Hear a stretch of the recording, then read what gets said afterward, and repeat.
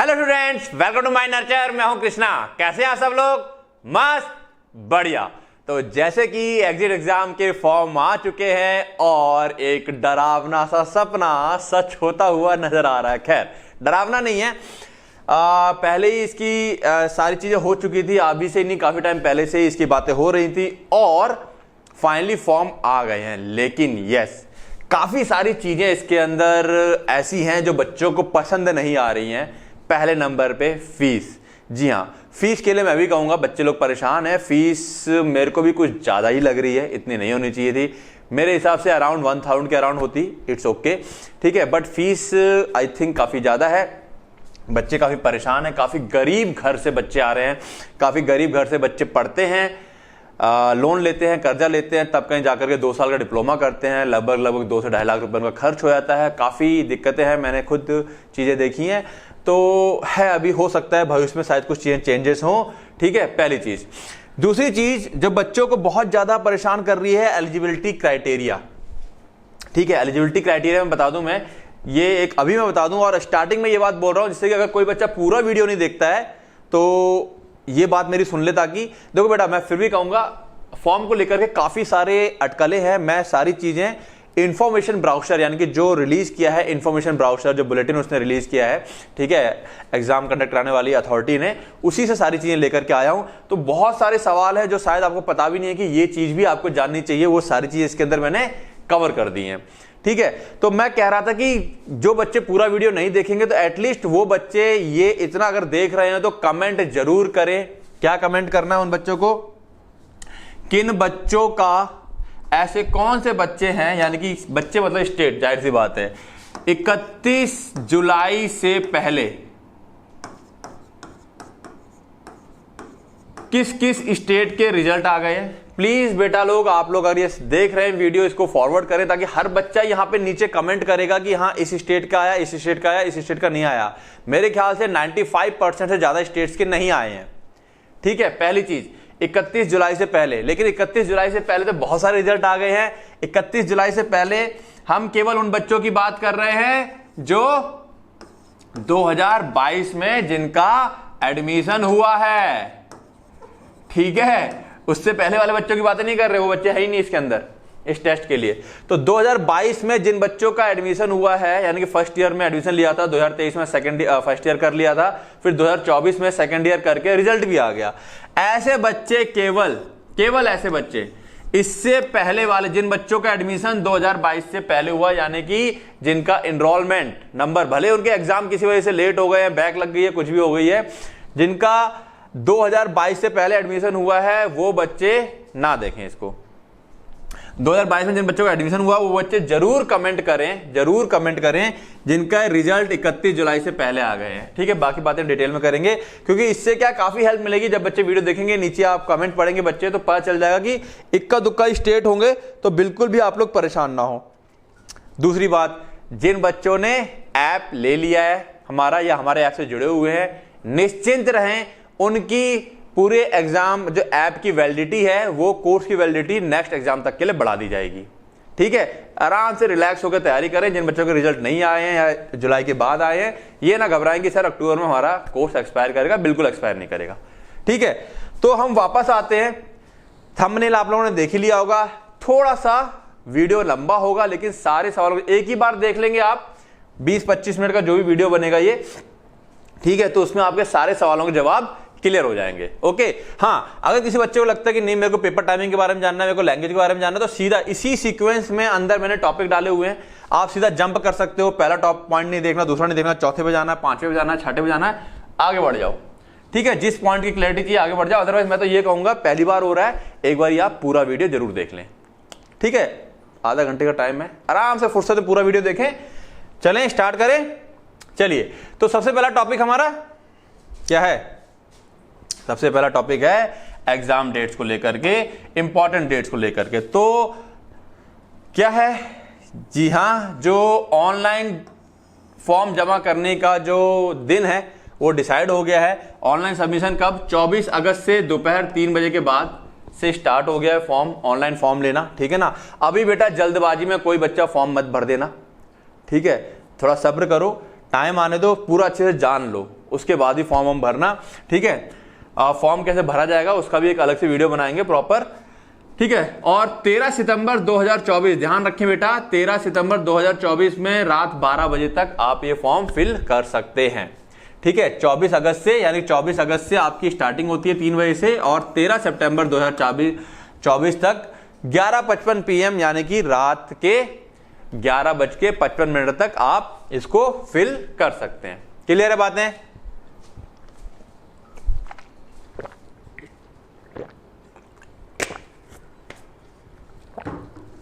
चलिए अब आगे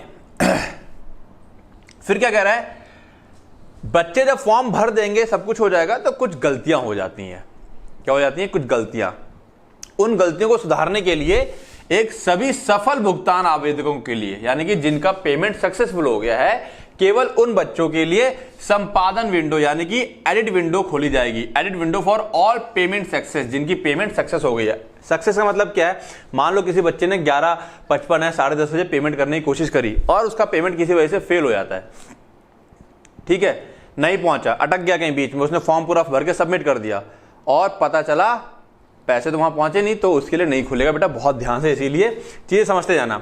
तो जो ये विंडो खुलेगी, पहली विंडो खुलेगी 16 सितंबर को, देखो 13 सितंबर को बंद हो जाएगा, फिर 16 सितंबर 2024 से लेके 18 सितंबर 2024 तक, यानी कि 16 से लेके 18 सितंबर के बीच में वापस से करेक्शन विंडो खुलेगी, मतलब वापस से आपकी साइट खुलेगी, आप उसमें करेक्शन कर सकते हैं। क्या चीज करेक्ट कर सकते हैं?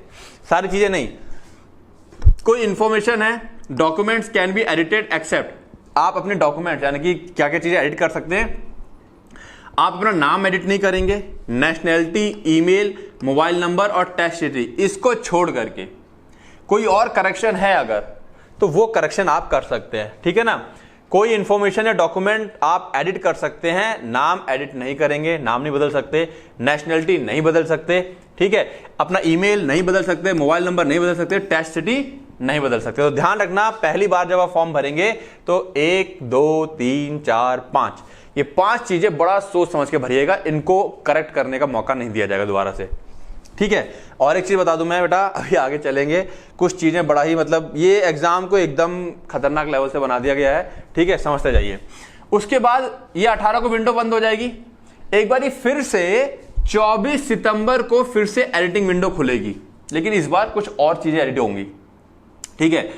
24 सितंबर और 25 सितंबर 2 दिन, 24 और 25 2 दिन के लिए फिर से एडिटिंग विंडो खुलेगी, और इस बार क्या होगी? फाइनल एडिट विंडो है। इस बार क्या चीजें सही करी जाएंगी? To rectify deficient oblique incorrect images, कोई इमेज फोटो वगैरह जो अपलोड की जाती है, अगर उनमें कोई त्रुटियां हैं, कोई खामियां हैं, ठीक है ना, तो इस बार केवल और केवल दोषपूर्ण और गलत छवियों के लिए, यानी कि आपके फोटो वगैरह के लिए ही ये चीजें एडिट कर देंगे। जो इस चीज के लिए, यानी कि जो 16 से 18 खुली थी, ये चीजें वापस से एडिट करने का मौका नहीं मिलेगा। 24 और 25 में जब विंडो द्वारा खुलेगी तो यहां पर आप फोटोग्राफ, सिग्नेचर और थंब इंप्रेशन, अगर थंब इंप्रेशन सही से नहीं चढ़ा है, सिग्नेचर सही से नहीं हुआ है, आपको लगता है फोटोग्राफ मेरा साफ सुथरा नहीं था जैसा कि बोला गया था, तो आप ये केवल 3 चीजें एडिट कर पाएंगे 24 और 25 तारीख में, ठीक है। इसलिए कह रहा था मैंने बेटा थोड़ा सा वीडियो लंबा होगा, आप समझते जाइएगा, ठीक है। अच्छा, ये इसी बार के लिए नहीं, आप जब इस वीडियो को देख लेंगे तो ये हर बार के लिए एलिजिबल हो जाएगा, बस तारीख अलग अलग हुआ करेंगे हर बार के एग्जाम के लिए, बाकी चीजें इसी तरह से चलेंगी। उसके बाद जब ये सबमिट हो जाएगा 25 के बाद 30 सितंबर को ये लोग एडमिट कार्ड जारी कर देंगे, इनकी वेबसाइट पर आ जाएगा, वहां से आप एडमिट कार्ड डाउनलोड कर सकते हो। और फाइनली 3 दिन एग्जाम चलेगा, 3rd, 4th और 5th अक्टूबर को 3 दिन एग्जाम चलने वाला है, ठीक है। ये एग्जामिनेटर डेट है, और लगभग 1 महीने बाद यानी कि 4 नवंबर को ये लोग रिजल्ट आपका दे देंगे। बहुत जल्दी काम होगा। रिजल्ट इतना जल्दी क्यों आ रहा है, कैसे आ रहा है, उम्मीद है ये बात आपको समझ में आती होगी, क्योंकि एग्जाम जो है हमारा कंप्यूटर बेस्ड होगा, पेपर पेंसिल मोड पे नहीं होगा, कंप्यूटर पे ही। जिस तरीके से हम आपका टेस्ट लेते हैं अपनी एप्लीकेशन पर, हम आपका टेस्ट लेते हैं आपके अपनी एप्लीकेशन पर कि इतने टाइम में ये पेपर सॉल्व करना है, आपने टिक गया, उसके बाद ऑटोमेटिक वो बंद हो जाता है उतने टाइम के बाद। ठीक उसी तरीके से आपका क्या होने वाला है, कंप्यूटर बेस्ड टेस्ट होने वाला है, ठीक है। तो ये तो होगी इंपॉर्टेंट डेट्स के बारे में बातें। हेल्पलाइन नंबर, तो जी हाँ, हेल्पलाइन नंबर है, ये मैं आपको इसलिए बता रहा हूं कि जब आप एक बार रजिस्ट्रेशन करा देंगे, ध्यान रखना बेटा, जब आप रजिस्ट्रेशन कर लेंगे अपना, उसके बाद आप इस नंबर पे कॉल कर सकते हैं और इंक्वायरी ले सकते हैं। ठीक है, ये नंबर कब से कब तक खुलेंगे? ये नंबर आपका 24 अगस्त से लेकर 31 अक्टूबर तक खुला रहेगा। ठीक है ना, और ये सुबह 9:30 बजे से लेकर शाम के 6 बजे तक ही काम करेगा। ध्यान रखना इस चीज का। तो इस पे बहुत सारी कॉल जाने वाली हैं, तो आप यहां पे कॉल करके किस बारे में पूछ सकते हैं? आप क्वेरी कर सकते हैं related to application form submission, form के सबमिट के बारे में, रिफंड वगैरह के बारे में कुछ जानना चाहते हैं। कोई आपका ट्रांजैक्शन फेल हो गया, आपने ऐसे ट्रांजैक्शन किया था, आपका पैसा नहीं पहुंचा और वो आपके पास वापस भी नहीं लौटा है। ठीक है, पेमेंट गेटवे इशू, यानी कि आप किसी पेमेंट गेटवे का मतलब यूपीआई से, फोन पे, गूगल पे से पेमेंट कर रहे हैं, उसको लेके कोई इशू आ रहा है तो आप यहां पे लेके फोन कर सकते हैं। ठीक है, portal can be access through the applicant log in after registering and application. जब आप रजिस्टर कर देंगे बेटा, उसके बाद ही आप यहां पर मतलब वो लोग आपको कुछ बता पाएंगे। ठीक है, उसके अलावा for queries related to eligibility oblique documents oblique images, registration करने के बाद भी अगर आपको लगता है रजिस्ट्रेशन हो जाएगा, पेमेंट रजिस्ट्रेशन होने के बाद, रजिस्ट्रेशन में आपका केवल क्या फोन और नंबर लिया जाता है, पेमेंट नहीं होता है। तो रजिस्ट्रेशन करने के बाद आप चाहें तो एलिजिबिलिटी और डॉक्यूमेंट, अभी भी अगर आपको डाउट लग रहा है गया कोई चीज, तो आप डायरेक्ट इस नंबर पे कॉल करेंगे और अपने सारी क्वेरी एलिजिबिलिटी को लेके, डॉक्यूमेंट्स को लेके, इमेज को लेकर के पूछ सकते हैं। क्लियर है बातें? तो आप डायरेक्ट इस नंबर पे कॉल करके एक बारी रजिस्ट्रेशन करने के बाद, क्या करने के बाद? रजिस्ट्रेशन करने के बाद आप डायरेक्ट कॉल करके यहां पे चीजें पूछ सकते हैं। ठीक है, अब इसके अलावा मैंने टाइमिंग बता दी किस किस दिन क्या रहेगा। हाँ, 3, 5, 4 और 5 अक्टूबर को परीक्षा के दिन सुबह 7 बजे से लेकर शाम 7 बजे तक ये पोर्टल खुला रहेगा, क्योंकि कई बार चीजें जो रहती हैं, जिस दिन एग्जाम चलते हैं, दिक्कतें आती हैं, तो टीचर लोग कॉल करते हैं, एग्जामिनेशन सेंटर से कॉल जाते हैं, तो फिर इसीलिए उस दिन थोड़ा जल्दी खोला गया है। ठीक, तो इस दिन तो आप कॉल कर ही नहीं पाएंगे। चलिए आगे आते हैं। ठीक है, हेल्पलाइन नंबर हो गया। अब इन्फॉर्मेशन फॉर स्टूडेंट, बेटा ये ध्यान से सुनिएगा आप लोग, सब लोग। आप लोग कहेंगे सर पता नहीं क्या लेके आ गए। ये बच्चों के लिए कुछ खास इन्फॉर्मेशन है। ठीक है, इसके अंदर बहुत सारी बातें होने वाली हैं। क्या क्या इन्फॉर्मेशन है आओ देखें। पहली चीज, ठीक है, जो ये एग्जाम है साफ साफ लिखा है as per the current schedule, अभी के शेड्यूल के हिसाब से, भविष्य में चेंज हो जाए अलग बात है। The diploma in pharmacy exit examination shall be conducted by NBEMS, जो संस्था है अभी हमारी नेशनल बोर्ड ऑफ एजुकेशन वाली, यही कराएगी और बाई एनुअली कराएगी, मतलब साल में 2 बार कराएगी। क्लियर है, साल में 2 बार। The DPE shall conducted in March April, पहला मार्च और अप्रैल के बीच में हुआ करेगा, दूसरा सितंबर अक्टूबर के बीच में हुआ करेगा। ठीक है, सितंबर में हो सकता है, अक्टूबर में हो सकता है, इस बार अक्टूबर में हो रहा है। ठीक है, तो एक मार्च अप्रैल और एक सितंबर अक्टूबर एवरी ईयर, हर साल, साल में 2 बार। महीना पता चल गया, मार्च अप्रैल और सितंबर अक्टूबर। क्लियर, आगे आते हैं। अब थोड़ा सा आगे इस बात को बेटा बहुत ध्यान से सुनेंगे, समझेंगे, और क्योंकि यहां पर चीजें समझने वाली है। Candidate who fail to submit duly completed application for DPE October 2024, candidate जो फेल हो जाएगा प्रॉपरली, अपने एप्लीकेशन फॉर्म को प्रॉपरली सबमिट नहीं कर पाता, उसमें कुछ त्रुटियां रह जाती हैं, कुछ खामियां रह जाती हैं। ठीक है, और फेल टू सबमिट नहीं कर पाया, उसके बाद वो रेक्टिफाई भी नहीं कर पाया। रेक्टिफाई मतलब करेक्शन विंडो खुली, वो तब भी उसे ठीक नहीं कर पाया जो खामियां थी in their application by the last date of prescribed for rectification, जब लास्ट डेट थी विंडो खुलने की करेक्शन की, तब भी उसे ठीक नहीं कर पाया। शैल बी डिक्लेयर्ड इनएलिजिबल, वो उस एग्जाम के लिए, यानी कि इस एग्जाम के लिए या जो भी कभी एग्जाम होगा भविष्य में, उसके लिए इनएलिजिबल हो जाएगा। ठीक है, और जो बच्चा इनएलिजिबल होगा उसका एडमिट कार्ड नहीं आया करेगा, और एडमिट कार्ड भी नहीं आएगा, आपके पैसे भी जब्त कर लिए जाएंगे। ध्यान रखिएगा इस चीज का। अगर आपका फॉर्म गलत पाया जाता है या कुछ उसमें खामी रह जाती है, या जिस तरह से इन्होंने भरने के लिए कहा था उस तरीके से आप भर के नहीं देते हैं, साइन वगैरह कुछ भी चीज, तो आपका फॉर्म तो इनएलिजिबल हो ही जाएगा, आप उस एग्जाम में नहीं बैठ पाएंगे, आपका पैसा भी रिफंड नहीं होगा। इस चीज का विशेष ध्यान रखिएगा। ठीक है, साफ साफ लिखा है admit card shall not be issued to candidate who are declared ineligible. लिख के आ जाएगा कि आप इनएलिजिबल हैं, आपका एडमिट कार्ड भी इशू नहीं किया जाएगा। ठीक है, in such cases entire fees will be forfeited, पूरी की पूरी फीस जब्त कर ली जाएगी। ठीक है, बहुत ध्यान से बेटा, यही चीज मैं आपको समझाना चाहता था कि इंपॉर्टेंट चीज आपको समझनी है। ये चीज मैं इसलिए लेके आया था क्योंकि ये जो अमाउंट है फीस का काफी बड़ा है। ठीक है, सोच समझ करके काम कीजिएगा। ठीक है, साफ साफ लिखा है प्रवेश पत्र जारी नहीं किया जाएगा। ठीक है, अपात्र घोषित किए गए परीक्षार्थियों को, जो परीक्षार्थी अपात्र घोषित कर दिए गए हैं, उनका परीक्षा पत्र जारी नहीं किए जाएंगे। ऐसे में पूरी फीस जब्त कर ली जाएगी, पूरी फीस जब्त कर ली जाएगी। Very important. ठीक है, तो बहुत सावधानी से, हड़बड़ी नहीं। ठीक है, अगर आपको लगता है, मैं ये चीज ले बताऊं, अगर आपको लगता है कि नहीं इस बार मेरी प्रिपरेशन पूरी नहीं है और ऐसा लगेगा, अभी आगे जब मैं सिलेबस डिस्कस करूंगा, इन्होंने सिलेबस में पूरा तहस नहस कर दिया, पूरा बढ़ा दिया सिलेबस। हम लोग जिस हिसाब से तैयारी करके चल रहे थे, इन्होंने 3 टॉपिक मतलब कि पूरा फर्स्ट ईयर सेकंड ईयर पूरा डाल दिया। अभी हम डिस्कस करेंगे उसको भी। ठीक है ना, तो अगर आपको लगता है कि इस बार मेरी तैयारी नहीं है तो रिस्क मत लीजिए। ठीक है, 5,000 6,000 रुपए अगर भारी है काफी, भाई मेरे लिए ज्यादा है। ठीक है ना, किसी और के लिए भी ज्यादा होंगे। जब आप गाड़ी मेहनत से कमाते हो तो पैसा ज्यादा ही लगता है, चाहे 1 रुपया हो, चाहे 1000 रुपया हो, चाहे 1 लाख रुपया हो। ठीक है, आगे आते हैं। तो बेटा इसीलिए जो बच्चों के लिए पॉइंट बहुत ध्यान से, अगर आप यहां तक आ गए हैं तो पूरा वीडियो अब आपको समझ में आ गया होगा क्यों देखना है। बहुत सारी चीजें इसके अंदर बताने वाला हूं मैं। ये सारे जो डाले गए हैं ये सीधा सीधा इंफॉर्मेशन बॉक्स से उठाया मैंने। ठीक है ना, candidate should ensure before submission of online application form that they shall qualify the final examination for their diploma in pharmacy qualification. स्पष्ट बोल दिया है, सबमिट करने से पहले वो सुनिश्चित कर ले कि आपका डिप्लोमा इन फार्मेसी का जो फाइनल एग्जामिनेशन है for their diploma in pharmacy qualification by the prescribed cut off date, जो डेट बोली गई है यानी कि 31 जुलाई से पहले आपका पास का रिजल्ट आपके हाथ में होना चाहिए।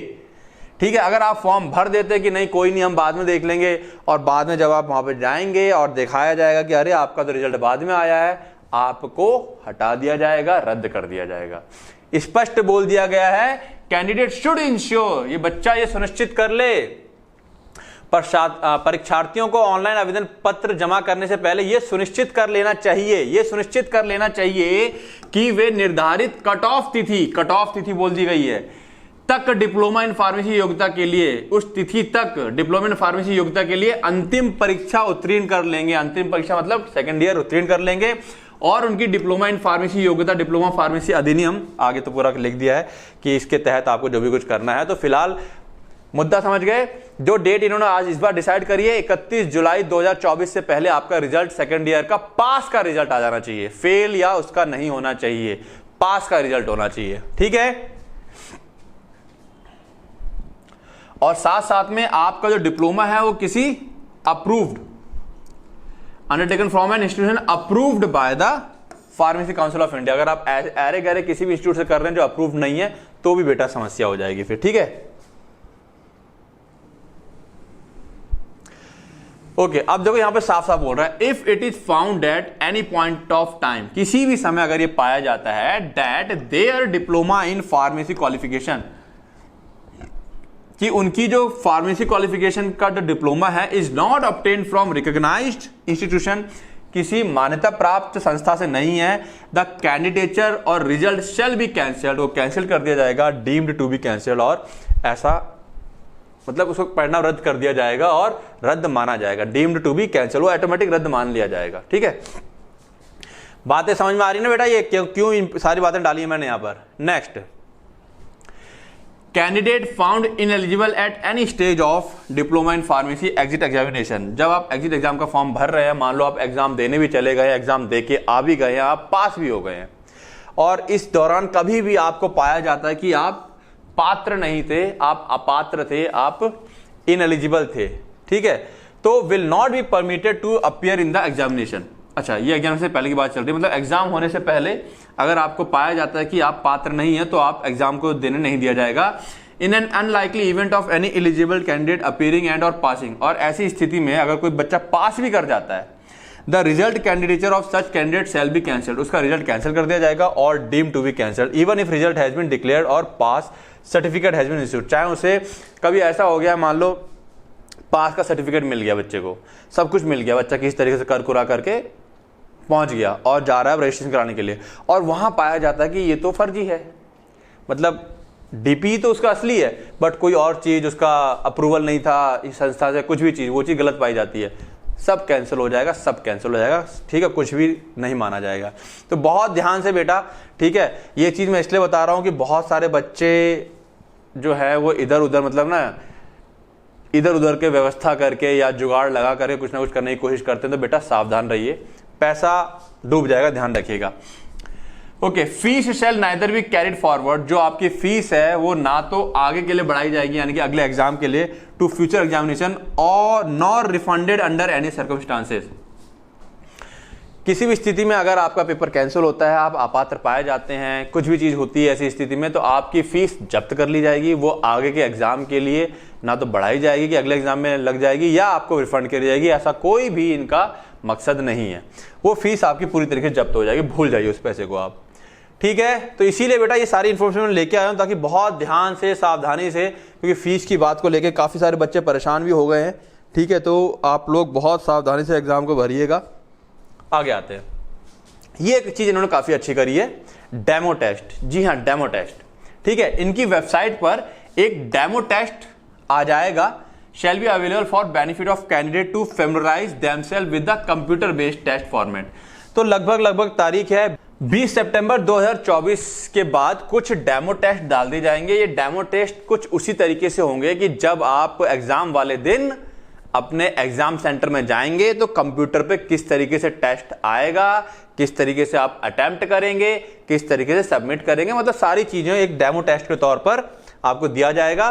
तो इससे क्या होगा, जब ये डेमो टेस्ट आ जाएगा तो आप लोग जरूर ये टेस्ट एक बारी कंप्यूटर पे बैठ करके अटेम्प्ट जरूर करें, इससे आपको एक अच्छी खासी प्रैक्टिस हो जाएगी। तो ये चीज काफी अच्छी करी है, ठीक है। ओके, क्लियर है बातें? चलिए आगे आते हैं। नेक्स्ट है एग्जामिनेशन फीस। इसको लेके बच्चों में काफी गुस्सा है, काफी रोष है, ठीक है। तो अब खैर यहां पे फिलहाल इन्फॉर्मेशन दे रहे हैं, इसके बारे में मैं पहले बोल चुका हूं कि हाँ कहीं ना कहीं फीस थोड़ी ज्यादा है, ठीक है, वो बातें बाद में करेंगे। तो 5,000 रुपए फीस है, 900 रुपए का जीएसटी लगा दिया है, ठीक है। ये जीएसटी पे आपका पीछा नहीं छोड़ेगा कभी, ठीक है, जीएसटी लग गया है। तो टोटल अमाउंट 5,900 हो गया, 6,000 रुपए। एक अमाउंट, अच्छी खासी अमाउंट है बेटा, तो ध्यान से फॉर्म भरिएगा, ठीक। अब ठीक है, वो कह रहा है अलग अलग पेमेंट गेटवे, ठीक है। तो ये आपकी फीस है, और ये कह रहा है विभिन्न भुगतान गेटवे द्वारा लागू होने वाले शुल्कों को छोड़ के। अगर आप कहीं से पेमेंट कर रहे हैं, गूगल पे, फोन पे या किसी और तरीके, और वो अगर आपसे किसी तरह का कोई और चार्ज भी लेता है तो इससे ज्यादा भी आपकी फीस पड़ सकती है। ये फीस तो इनके पास जाएगी केवल, ठीक है। अब इसके बारे में बहुत ही ध्यान से बात समझने वाली जो बात है उसको आप ध्यान से समझेंगे और सुनेंगे। बार बार जो मैं बात बोल रहा हूं उसका एक ही रीजन है कि फॉर्म भरते वक्त बहुत ही ज्यादा सावधानी बरती जाए। तो क्या कह रहा है, एप्लीकेशन फॉर्म वंस सबमिटेड, अगर एक बार आपका फॉर्म सबमिट हो गया, कैन नॉट बी विड्रॉन, आप उस फॉर्म को वापस विड्रॉ नहीं कर सकते हैं। Fees shall neither be carried forward, fees अगर आपकी जमा हो गई है, आप सोच रहे कि नहीं मेरे को अब एग्जाम नहीं देना, मेरा मूड बदल गया, ऐसा नहीं कर सकते। फीस ना तो आगे बढ़ाई जाएगी भविष्य के लिए, ठीक है, ना रिफंड की जाएगी किसी भी हालात में। Any claim for refund, adjustment और carrying forward of application fee will not be entertained. किसी भी तरह का क्लेम अगर आप करते हैं रिफंड के लिए, एडजस्टमेंट के लिए, या मेरी फीस आगे बढ़ा दी जाए, ऐसा कुछ नहीं होगा। फीस जमा हो गई तो आप पेपर ही दीजिए, वो आपको मिलने वाली नहीं है वापस। क्लियर है बातें? ठीक, ओके। अब आगे और क्या बोल रहा है, ये चीज आपको समझनी है, ये इंपॉर्टेंट है, ठीक है, इसीलिए इसको मैं लेके आया हूं बेटा। वो कह रहा है काइंडली इंश्योर दैट, आप ये चीज सुनिश्चित कर ले, तो आप ये सुनिश्चित कर लें कि payment made for examination fee is successful. जब आप पेमेंट करेंगे तो आपको ये ध्यान रखना है कि आपको ये देखना है कि पेमेंट जो है वो सक्सेसफुल हो गया है, and confirmation of the same, और इसका कंफर्मेशन आएगा can be seen in the application form. जब आप एप्लीकेशन फॉर्म भर रहे होंगे, पेमेंट अगर सक्सेसफुल हो जाता है तो वहां पर आपको स्टेटस दिखाई देगा और एस लिखा हुआ आएगा फॉर सक्सेसफुल। तो इस चीज का ध्यान रखिएगा। अगर पेमेंट आपका सक्सेसफुल नहीं हुआ है बेटा तो फिर आपको आगे फॉर्म नहीं बढ़ाना है। आप देखिएगा कि वहां पर एस लिख के आ रहा है कि नहीं आ रहा है। इन केस अगर किसी केस में status is shown as pending, अगर वहां पेंडिंग दिखा रहा है the payment might be stuck with your bank, तो उसने साफ कहा है अगर पेंडिंग दिखा रहा है इसका मतलब ये नहीं है कि पेमेंट वहां नहीं उनके पास से नहीं दिखा रहा है। पेंडिंग दिखाने का मतलब है कि आपकी बैंक से उनके पास पैसा नहीं पहुंचा है, तो आपके बैंक की गलती है। ठीक, आपके बैंक की गलती है, आप अपने बैंक में पता कीजिएगा इस चीज का। And might be clear at a later date, और हो सकता है कि आपका बैंक इस पेमेंट को बाद में क्लियर करे, 1 घंटे बाद, 2 घंटे बाद, 10 मिनट बाद, 2 दिन बाद, वो बैंक के ऊपर रह जाता है। अब इसके बाद एक और चीज बोल रहा है वो, the application submission process is not completed till such time, जब तक आपका ये पेंडिंग दिखाता रहेगा आपका एप्लीकेशन कंप्लीशन नहीं माना जाएगा। The status payment is reflected as S, जब तक कि वहां पर एस शो नहीं करेगा तब तक उसे कंप्लीट नहीं माना जाएगा। ठीक है, जो NBEMS है, ये जो संस्था है, अथॉरिटी है, शैल not be responsible for rejection of your application. साफ साफ कह दिया इसने, मान लो जो लास्ट डेट है उससे 2 दिन पहले आपने, या 1 दिन पहले, या उसी दिन आप दिन में भर रहे हैं, दिन में भर रहे थे, आपने पेमेंट किया और वो पेंडिंग हो गया। अब वो पेंडिंग हो गया, शाम तक पेंडिंग है, तो उसी के लिए कह रहा है कि NBS shell not be responsible, तो वो जिम्मेदार नहीं है कि रिजेक्ट हो जाए आपका application form due to delay in settlement of the payment, कि आपका पेमेंट, अब पता चला पेमेंट पहुंचा ही नहीं रात शाम तक, तो आपका फॉर्म तो रिजेक्ट हो जाएगा। तो इस चीज के लिए ये लोग जिम्मेदार नहीं है, क्योंकि ये आपके बैंक की गलती है। तो यानी कि इसका कहने का मतलब साफ है कि आप कम से कम लास्ट डेट से 4-5 दिन पहले तक फॉर्म भर लें। अगर ऐसी स्थिति आती है तो आपका फॉर्म रिजेक्ट माना जाएगा। ठीक है, और वो लोग इसके लिए जिम्मेदार नहीं है। क्लियर है? अच्छा, फिर एक बात इसने और एक बात बोल दी है। कुछ बच्चे कई बार सोचते हैं कि अरे यार मेरा पेमेंट फंस गया, क्या मैं दोबारा से पेमेंट कर दूं, क्या मेरा डबल पैसा चला जाएगा?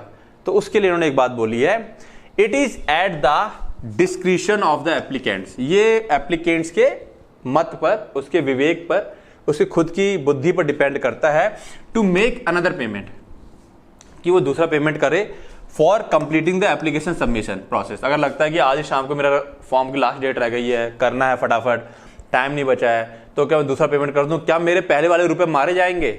तो ऐसा नहीं है। ठीक है, तो कह रहा है कि आप दोबारा पेमेंट कर सकते हो, ये आपके विवेक के ऊपर है, आपकी बुद्धि के ऊपर है।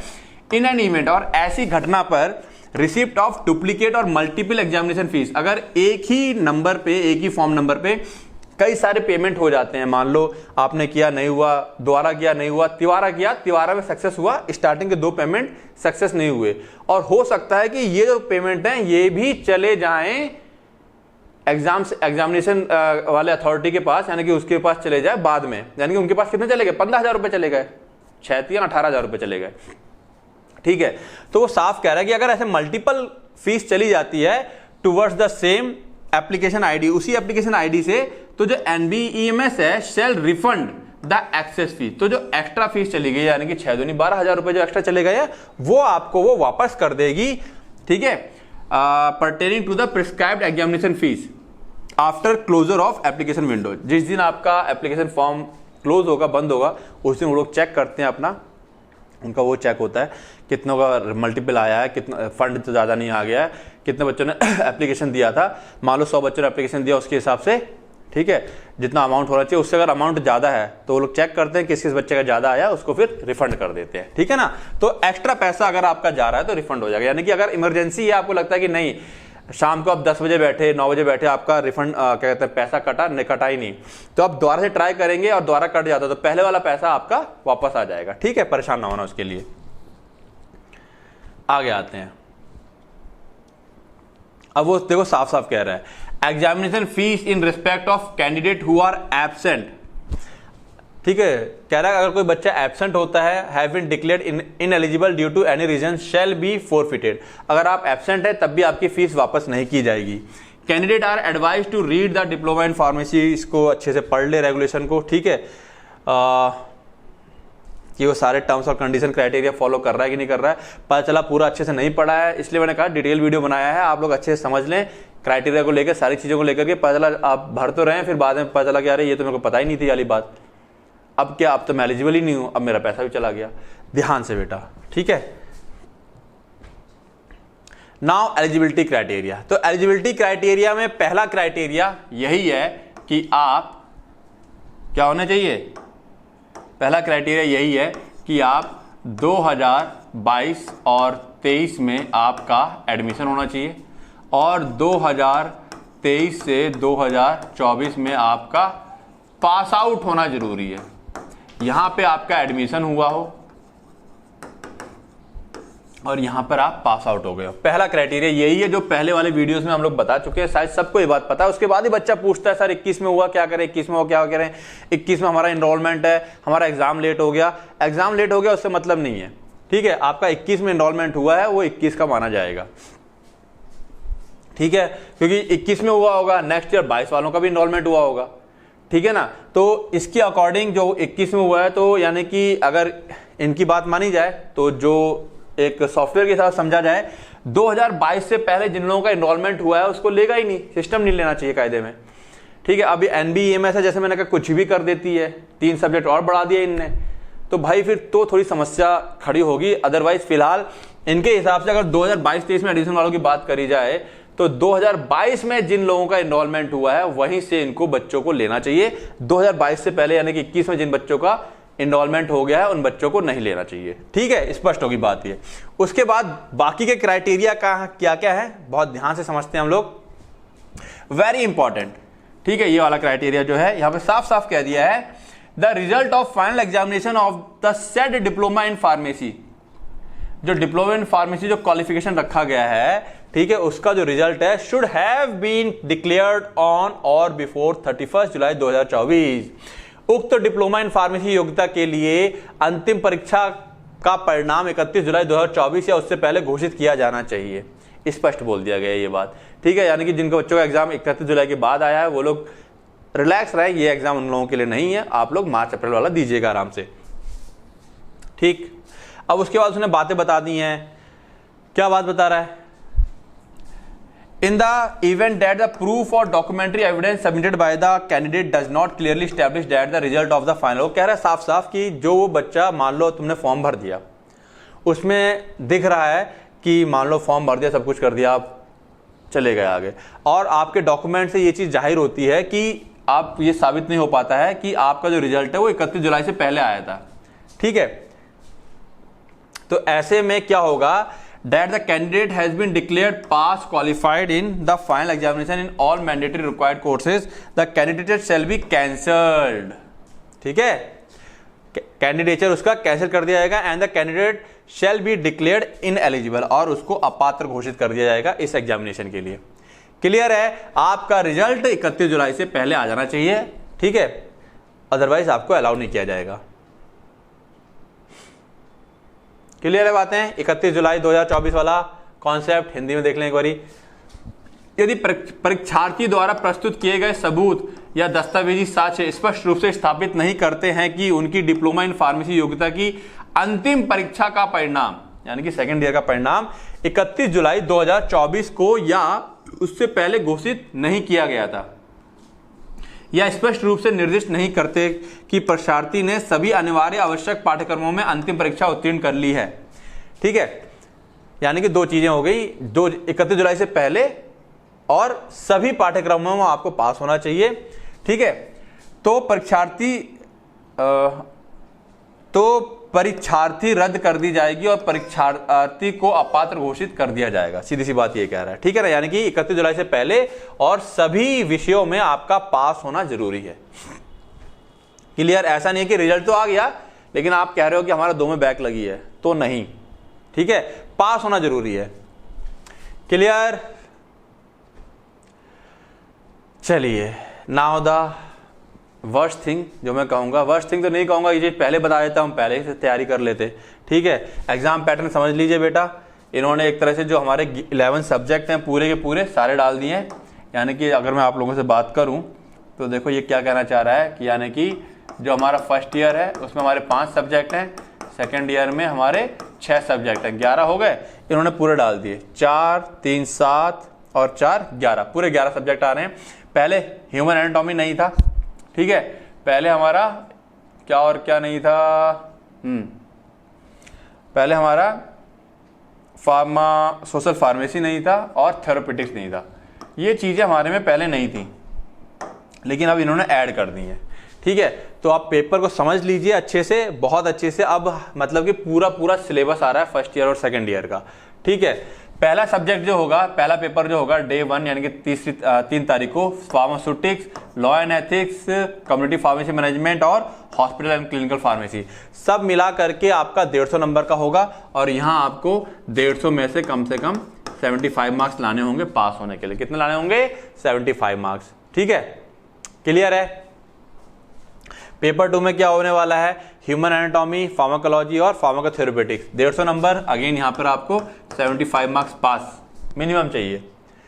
सब्जेक्ट समझ में आ रहे हैं? पेपर 2 समझ में आ गया कितने कितने नंबर का है, नंबर डिस्ट्रीब्यूशन ऑफ मार्क्स ये 40, मतलब पेपर जब आएगा इसमें भी आगे इन्होंने खेल खेला हुआ है, बताऊंगा अभी।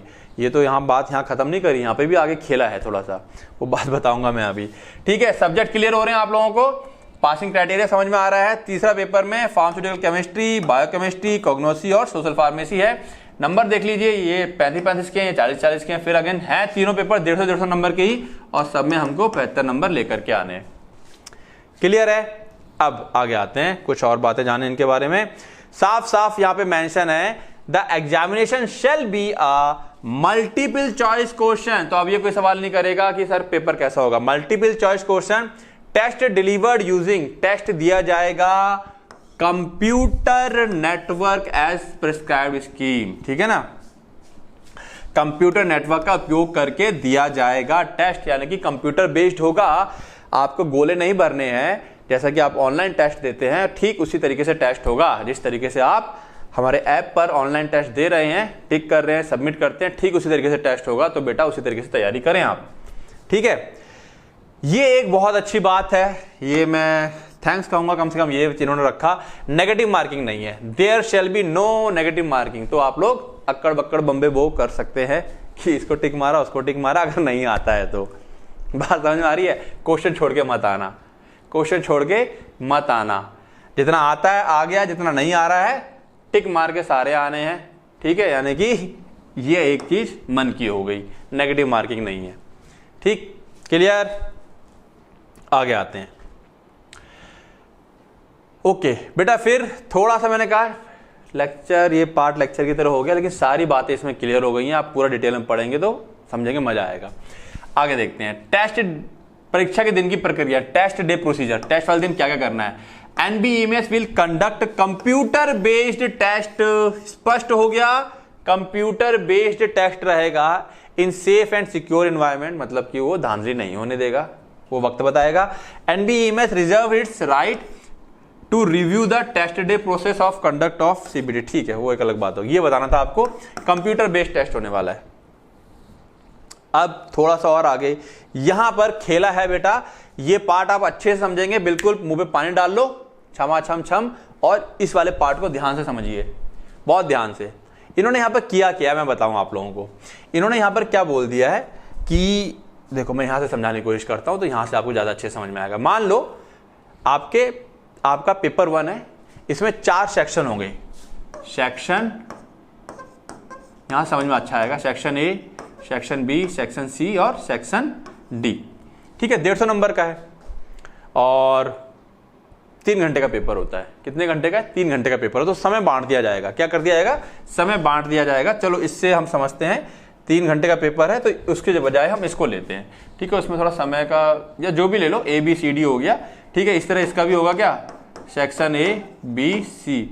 तो यानी कि हर एक को कितना कितना टाइम मिल रहा है? 60 मिनट, यानी कि 1 घंटा, 60 मिनट और 60 मिनट। तो यहां पर इन लोगों ने क्या कहा है कि जब टेस्ट स्टार्ट होगा तो सबसे पहले आपका सेक्शन ए खुलेगा। सेक्शन ए खुलेगा और सेक्शन ए आपको 1 घंटे तक खुला रहेगा। आप ना तो सेक्शन बी में जा पाएंगे ना सेक्शन सी में जा पाएंगे, यानी कि 1 घंटा आपको सेक्शन ए को ही अटेम्प्ट करना है। बात समझ में आई?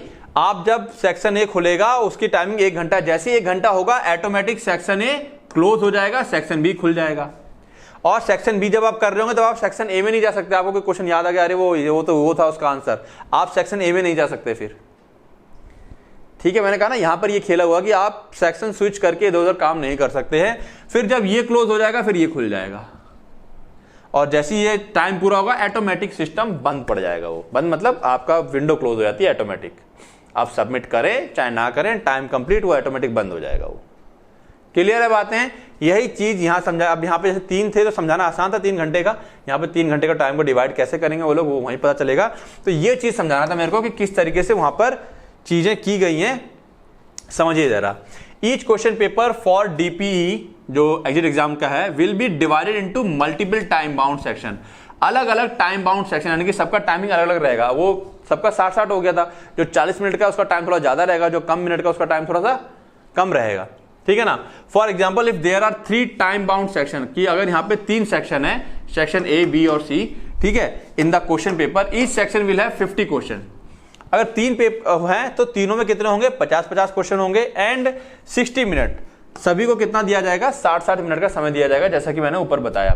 150 नंबर का होना है, एक नंबर का क्वेश्चन होगा, ठीक है। 50-50 क्वेश्चन रहेंगे, 60-60 मिनट सबको टाइम दिया जाएगा। Candidate would be restricted to proceed to the next section. Candidate को रोका जाएगा कि वो अगले सेक्शन पे ना जाए, यानी कि वो अगले सेक्शन में जा ही नहीं सकता। कब तक नहीं जाएगा? Until completion of the allotted time of the previous section. जो टाइम इस सेक्शन के लिए मिला हुआ है, जब तक ये खत्म नहीं हो जाता है, कैंडिडेट अगले वाले सेक्शन में जंप नहीं कर सकता। And candidate would not be allowed to review the questions, modify the response of a section after the completion of the allotted time of that section. यानी कि अगर एक बारी सेक्शन ए का टाइम खत्म हुआ, सेक्शन बी में पहुंच गया, उसके बाद वो वापस सेक्शन ए में जाकर के अपने आंसर्स को चेंज नहीं कर सकता। जो बात मैंने ऊपर बताई, ठीक है ना। Questions of the next section will start automatically after the completion of the time allotted. जो टाइम दिया गया है सेक्शन ए का 60 मिनट खत्म, जैसे ही अगला सेकंड स्टार्ट होगा, सेक्शन ए खत्म, सेक्शन बी के क्वेश्चन स्टार्ट हो जाएंगे। ऑटोमेटिक होगा, यह उसको कुछ करना नहीं पड़ेगा। तो इसीलिए बेटा आप जो डेमो टेस्ट यहाँ पे इन्होंने बोले हुए हैं उसको आप अच्छे से लगाइएगा। जो टेस्ट हम लोग करवा रहे हैं, हम लोग टेस्ट वगैरह करवा रहे हैं, मतलब उनको आप अच्छे से कीजिए। आप लोग कहते हैं ना पीडीएफ, मैं क्यों आपको पीडीएफ नहीं देना चाह रहा था, ये बात आपको समझ में आ गई होगी। आप ऑनलाइन ही टेस्ट अटेम्प्ट करने की मैक्सिमम कोशिश कीजिए। उम्मीद है ये बात समझ में आ गई होगी। चलिए आगे आते हैं। अब कितना चाहिए passing marks? A candidate shall be declared as having passed only if he obtain minimum of 50% marks in each paper separately. यानी पेपर 1, पेपर 2, पेपर 3, इन सब में इसको अलग अलग 75 लेके आने। एक में भी कम रह गया तो गया, तो फेल माना जाएगा। तीनों में अलग अलग 75 लेके आने। हाँ, वो ये कर सकता है कि यहां पे कम लाए, यहां ज्यादा लिया है, ठीक है ना। मान लो वो यहां 40 में से कितना लिया है? 35 लिया है, 40 में से 35 लिया है, यहां पे उसका 0 और यहां उसके 10 नंबर, तो टोटल कितने हो गए? 35, 70 और 10, 80 नंबर हो गए। पास है। मान लो यहाँ 0 है, तो सेक्शन में किसी में 0 हो रहा है, फर्क नहीं पड़ रहा है। ओवरऑल आपका स्कोर 75 होना चाहिए। बात समझ में आ रही है?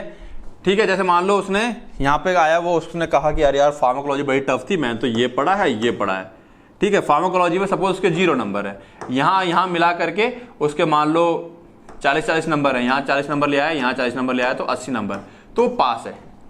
किसी एक में 0 है, फर्क नहीं पड़ता। तो यानी कि यहां से आपको चॉइस मिल जाएगी कि आप किस सब्जेक्ट पे ज्यादा फोकस करेंगे, जहां पे अच्छा स्कोर कर सकते हैं, और किस सब्जेक्ट, ये एक चीज चलेगी, ठीक है ना। तो यहां से आपको ये सब स्ट्रैटेजी बेटा, यही सब चीजें जब लाइव क्लास वगैरह होती है तो ये सब इसे कहते हैं स्ट्रैटेजी, रणनीति, ट्रिक्स, कि किस तरीके से आपको पास होने से मतलब है किस सब्जेक्ट पे जो आसान है उसको ज्यादा फोकस कर लो, जो थोड़ा वीक है उसको कम फोकस करो। यही सारी चीजें आपको लाइव क्लास में चीजें सेटल कराई जाती हैं आपकी।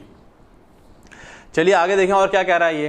तो मेरे ख्याल से काफी सारी चीजें आपकी क्लियर होती चली जा रही होंगी। Okay, there shall be no restriction on the number of attempt to appear in the examination. आप कितनी बार एग्जाम देंगे उस पर कोई रोक नहीं है, 1 बार 2 बार, यानी कि मान लो फेल हो जा रहे हैं किसी वजह से, 1 बार फेल हो गए, 2 बार फेल हो गए, 3 बार, 4 बार, 5 बार, 10 बार फेल हो जाओ, उससे फर्क नहीं पड़ रहा है। वो तो कह रहा है आप फॉर्म का फीस भरो, आगे बढ़ो, देते जाओ, ठीक है। तो अनलिमिटेड अटेम्प्ट हैं, कितने भी अटेम्प्ट दो, पास, उनको केवल पास करके दे दो आप। अच्छा, एक और चीज, हाउएवर, हालांकि DPE being a qualifying examination, यह एक क्वालिफाइंग एग्जामिनेशन है। वंस अ कैंडिडेट क्वालिफाई, अगर एक बार आप ये पास कर गए, द डीपीई ही और she shall not be eligible to take DP again. अगर आप एक बार पास कर गए फिर ये नहीं कि आप अगली बार दोबारा बैठेंगे, क्योंकि क्वालिफाइंग है, यहाँ मेरिट तो बननी नहीं है, तो आप दोबारा नहीं बैठ सकते। अगर आप उसी अपने नाम नंबर से और आईडी से बैठने की कोशिश करेंगे तो आपको दोबारा अलाउ नहीं किया जाएगा, और ऐसे केस में वॉइड एंड कैंसिल माना जाएगा आपका। ठीक है, यानी कि अगर आप एक बारी पेपर देके पास हो चुके हैं तो अपने उसी डॉक्यूमेंट से आप दोबारा फॉर्म नहीं फिल कर पाएंगे। ठीक है, नाउ द पेपर टाइमिंग। ये भी एक बच्चों के दिमाग में रहता है कि सर पेपर वाले दिन कैसे क्या क्या होगा, कब से कब तक पेपर है। तो मैं बता दूं, पेपर स्टार्ट होगा, पेपर की स्टार्ट टाइमिंग है 9 बजे से, पेपर खत्म होगा 12 बजे। ये मॉर्निंग की शिफ्ट की बात हो रही है। कब की शिफ्ट की बात हो रही है? मॉर्निंग की। ठीक है ना, और यही अगर हम बात करें इवनिंग शिफ्ट की, ठीक है, तो कहां गया ये स्टार्ट होगा 3 बजे और खत्म होगा 6 बजे।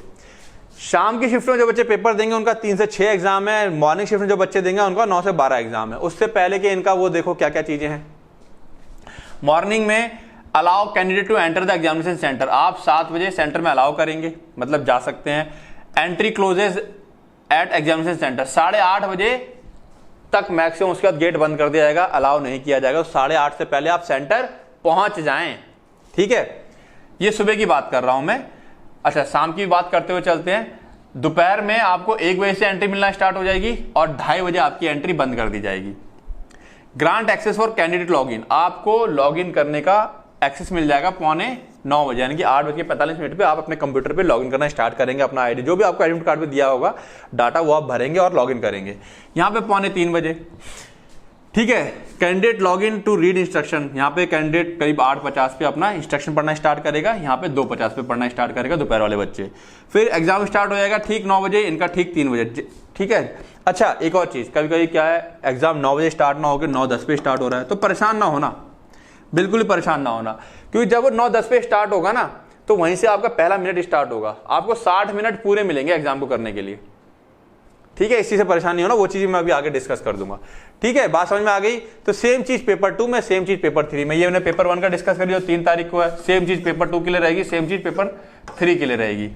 तो पेपर की टाइमिंग क्लियर होगी, सुबह 9 से 12, दोपहर में 3 से 6। उससे पहले कब एंट्री लेनी है? 7 बजे से एंट्री स्टार्ट हो जाएगी, मॉर्निंग में 8:30 बजे एंट्री बंद हो जाएगी। ठीक है ना, दोपहर में 1 बजे एंट्री स्टार्ट हो जाएगी, 2:30 बजे एंट्री बंद हो जाएगी। क्लियर है? आगे आते हैं, admit card and test day procedures. ये बेटा थोड़ा सा और समझ लें बातों को आप कि एडमिट कार्ड वगैरह का क्या रहेगा सीन। ठीक है, मैं फिर कह रहा हूं बेटा, मैंने कहा था थोड़ा सा लेंथी होगा, लेकिन आपके सारे डाउट्स आज ही क्लियर हो जाएंगे और वापस से आपको कहीं और कुछ नॉलेज लेने की जरूरत नहीं पड़ेगी। तो यहां पे लिखा हुआ है admit card shall be made live, ये लाइव हो जाएंगे मतलब अवेलेबल हो जाएंगे वेबसाइट पर 30 सितंबर को। ठीक है,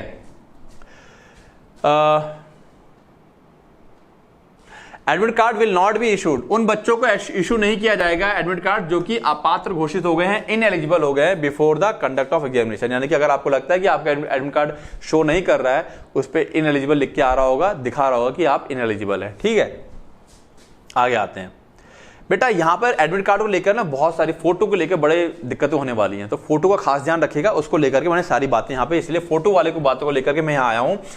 candidates are required to download their admit card from NBEMS website, आप उस वेबसाइट से अपना एडमिट कार्ड डाउनलोड करेंगे और चिपकाएंगे एक recent not more than 3 month old, यानी कि रीसेंट मतलब कोशिश यही करना कि हफ्ते भर पहले की हो फोटो। ठीक है, उस फोटो को आप चिपकाएंगे, पासपोर्ट साइज फोटोग्राफ होगा in the space provide on the admit card, यानी कि जब एडमिट कार्ड आपका आ जाएगा तो उसके बाद आप लेटेस्ट फोटो जो आपकी होगी, ठीक है, उसको आप उसके बाद चिपकाएंगे। The photograph must meet the following specification, और वो फोटोग्राफ कैसी होनी चाहिए आओ देखें। ठीक है, तो ये चीज मेरे को आप बतानी थी कि एडमिट कार्ड के ऊपर आपको एक बारकोड भी मिलेगा और आपको अपनी फोटो भी लगानी है। ठीक है, तो क्योंकि बहुत ही ज्यादा सख्ती से पेपर होने वाला है। जो फोटोग्राफ का साइज है वो 35x45 मिलीमीटर रहेगा। ठीक है, not larger than the box printed on admit card, जितना बॉक्स बना हुआ उससे बड़ा साइज का नहीं होना चाहिए। ठीक है, with at least 75% area on the photograph should be occupied with the face and head of the candidate, मतलब कि चेहरे पे आपका सिर्फ फोटो पे कोशिश करेंगे ज्यादा से ज्यादा आपका चेहरा हो, ये नहीं कि चेहरा छोटा हो पीछे का बैकग्राउंड बहुत ज्यादा हो, ऐसा करेंगे तो रिजेक्ट कर दिए जाओगे। ठीक है ना। अभी मैं उसका वो दिखा दूंगा, एक वीडियो अलग से बना देंगे, उसमें क्या क्या चीजें रहेंगी, किस किस प्रकार की फोटो नहीं होनी चाहिए, किस किस प्रकार की फोटो होनी चाहिए।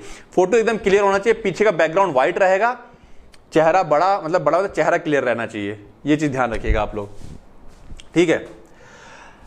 It should be colour photograph, photograph आपका कलर्ड होगा विद व्हाइट बैकग्राउंड, पीछे का बैकग्राउंड आप व्हाइट रखेंगे और कलर्ड फोटोग्राफ होगा, ठीक। क्लियर होगी बातें, ये आपको एडमिट कार्ड पे चिपकानी है।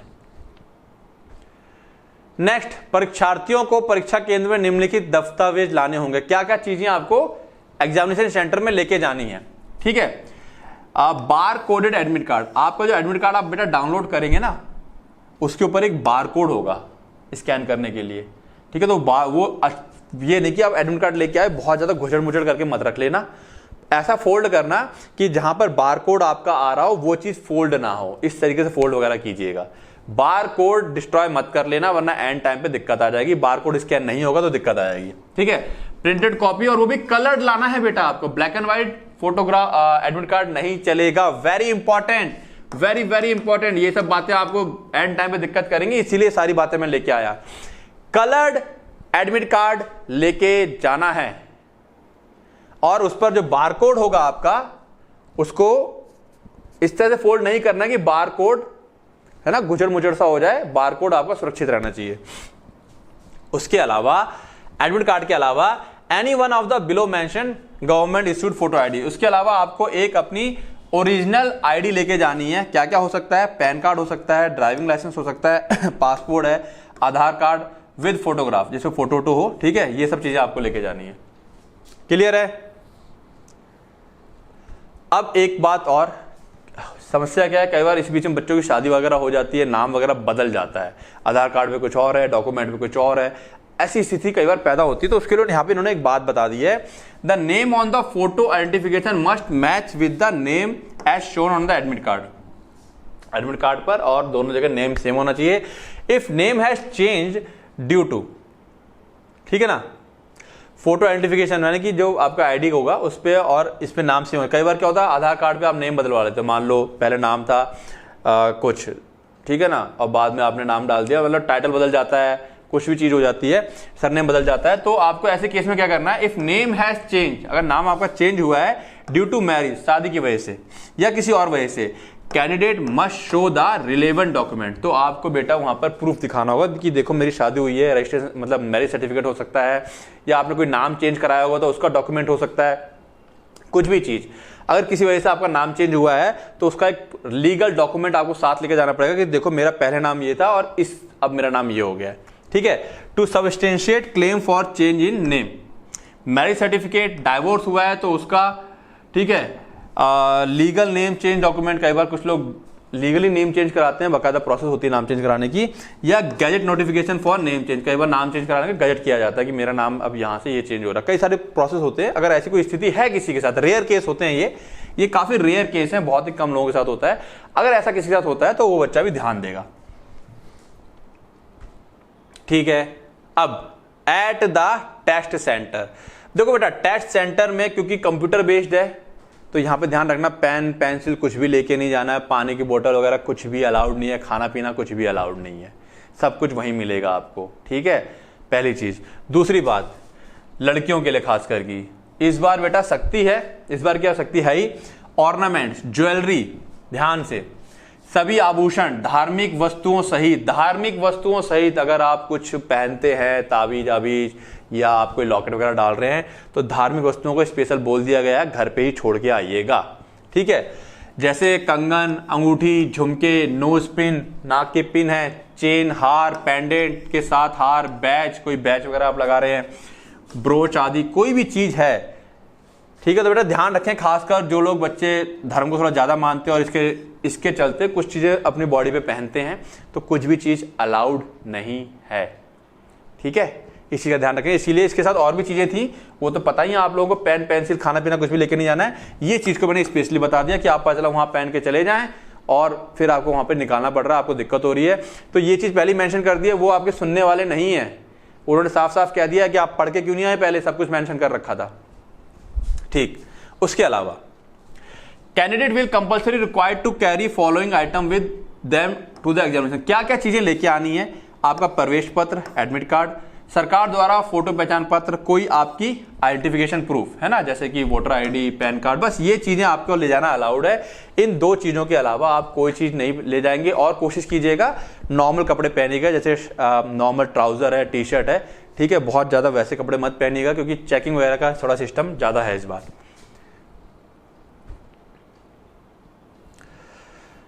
ओके, अब यहां पर बेटा ये जो पॉइंट है, एक्चुअली ये पॉइंट मैं आप लोगों को इसलिए बता रहा हूं कि जिन बच्चों के दिमाग में अगर किसी तरह की कोई खुरापात है तो वो ये खुरापात दिमाग में ना रखें। क्यों ना रखें? देखो साफ साफ यहां पर लिखा हुआ है। पहली चीज, finger biometrics of candidate shall be captured. वहां जाएंगे तो आपका फिंगर बायोमेट्रिक लिया जाएगा, ठीक है, at the time of registration of the test. जब टेस्ट का रजिस्ट्रेशन होगा तो आपका फिंगर, यानी कि आपको कहीं ना कहीं कैफे में जाकर ही ये सारे काम करने पड़ेंगे। आप कैफे में जाएंगे जहां पर आपका फिंगर बायोमेट्रिक होकर रजिस्ट्रेशन होगा। Test registration for the test at test venue, ठीक है। तो क्या कह रहा है? परीक्षा स्थल पर परीक्षा के लिए पंजीकरण के समय परीक्षार्थियों के फिंगर बायोमेट्रिक्स को कैप्चर किया जाएगा। इसके अलावा परीक्षा के दिन पंजीकरण के समय प्रत्येक बायो ब्रेक और परीक्षा के दौरान परीक्षकों की तस्वीर भी खींची जाएगी, ठीक है। साफ साफ चीजें बोल दी गई हैं। इन एडिशन इसके अलावा photograph of the candidate shall also be captured, यानी कि अगर आपकी जगह कोई दूसरा बंदा जाता है एग्जाम देने के लिए, ऐसी स्थिति कोई बच्चा पैदा करता है तो बेटा फोटोग्राफ भी खींचा जा रहा है। तो बहुत ध्यान रखिएगा, मामला फंसेगा, ठीक है। ऑन द एग्जाम डे, उसी दिन खींचा जाएगा। At the centre at the time of registration, ठीक। At each bio break and during the exam face ID shall be verified against the photographs captured on the exam day, यानी कि आपकी face ID को match किया जाएगा कि आप वही बंदे हैं या नहीं है। पूरी सख्ती बरती जा रही है। Therefore it is essential to upload a recent photograph, इसलिए आप रिसेंट जो एकदम अभी का फोटोग्राफ जो अपलोड करेंगे एग्जाम फॉर्म भरते समय, हाल ही की तुरंत वाली फोटोग्राफ। और अगले 1 महीने तक ऐसा मत करना कि अभी बाल बड़े हैं, मूछे हैं, दाढ़ी है और एग्जाम वाले दिन सब कटा दो, या फिर अभी सब कटा रखिए और एग्जाम वाले दिन बढ़ा लो। ये काम मत करना बेटा, फंस जाओगे, एग्जाम नहीं देने दिया जाएगा, ठीक है।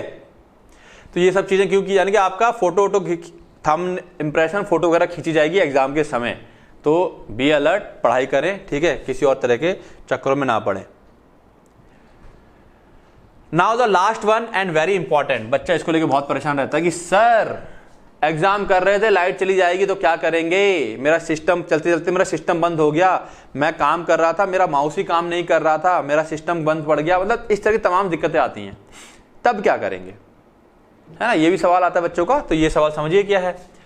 डिसरप्शन हैपन, कहीं पावर फेलियर हो गया during the exam time after the candidate have logged in either for 1 और मोर कैंडिडेट। एक या एक से अधिक किसी बच्चों का मतलब पावर फेलियर हो जाता है, यानी कि आपका एग्जाम वहीं का वहीं रुक जाएगा। तो क्या मेरा एग्जाम चलता रहेगा? नहीं, कोई एक्शन लेने की जरूरत नहीं है। The timer will stop when the failure occur and will resume when the failure is rectified. जैसी सिस्टम को सप्लाई बंद होगी ना, वो सॉफ्टवेयर ऑटोमेटिक सेंस कर लेगा और आपका एग्जाम वहीं का वहीं रुक जाएगा। यानी कि अगर आपका 30 मिनट हुए तो 30 मिनट पे आपका एग्जाम रुक जाएगा।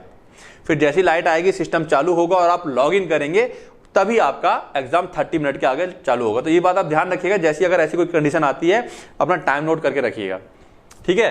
There will be no time loss, कोई टाइम लॉस नहीं होगा, ठीक है, और किसी तरह का कोई दिक्कत नहीं आने वाली है।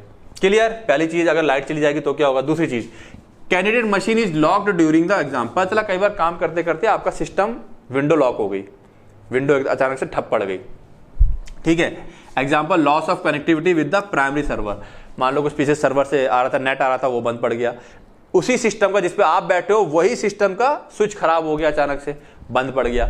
ऐसी स्थिति में क्या होगा, अगेन वही IT manager in each exam room, आपको तुरंत हाथ खड़ा करना है कि सर दिक्कत है, दिक्कत है, दिक्कत है।